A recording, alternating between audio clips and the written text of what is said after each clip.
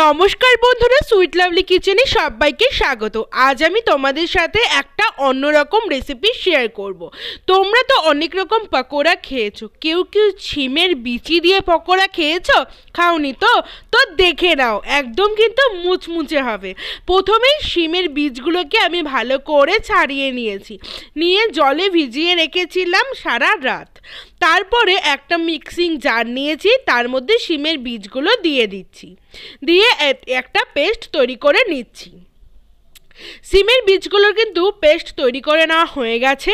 এবারে আমি কিন্তু এর মধ্যে দিয়ে দিচ্ছি এক এক করে নুন, দিয়ে দিলাম হলুদ গুঁড়ো একটুখানি, রসুন কুচি, ঝাল বুঝে কাঁচা লঙ্কা কুচি, আর দিয়ে দিলাম পেঁয়াজ কুচি।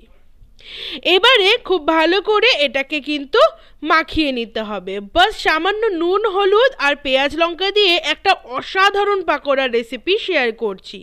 তোমরা জানি বেশিরভাগই কিন্তু অনেকে এটা ট্রাই করোনি। তো দেখো মাখা হয়ে গেছে, এবার গরম গরম শুধু কড়াইতে ভেজে নেওয়ার পালা। এটা কিন্তু একদম মুচমুচে হয় বন্ধুরা।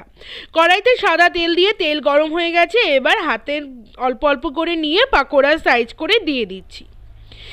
আমার মনে হয় অনেকেরই এই রেসিপিটা অজানা।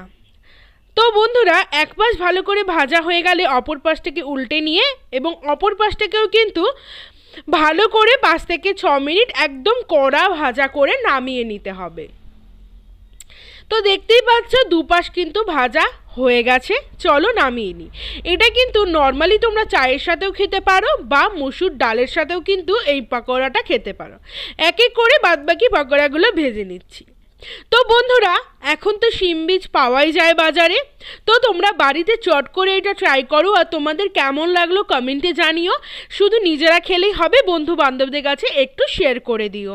আর যারা খেয়েছো তারা একটু কমেন্টে জানিয়ে দিও কেমন লাগলো। কোনো রেসিপি চাইলে কমেন্ট করো, চেষ্টা করবো শেয়ার করে দেওয়ার জন্য। আর দেখো বন্ধুরা, দেখেই বুঝতে পারছো কতটা একদম মুচমুচে হয়েছে, ভেতরটাও কিন্তু দারুণ ছিল। তো আজকের জন্য টাটা বন্ধুরা।